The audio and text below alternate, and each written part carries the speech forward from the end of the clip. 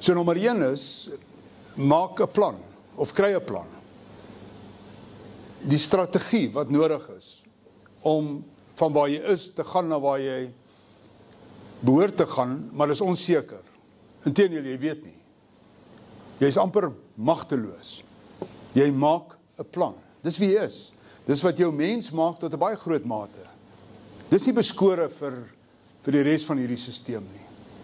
Maar ek en jy het hierdie ongelooflike vermoë om kreatief en innoverend nog steeds met hierdie wêreld om te gaan, ten spyte van.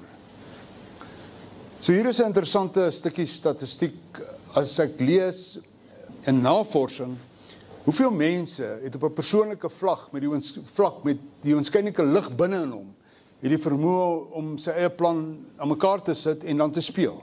Wat is daai persentasie? Nou, dit lyk vir my dis minder as 3%, sê die navorsing.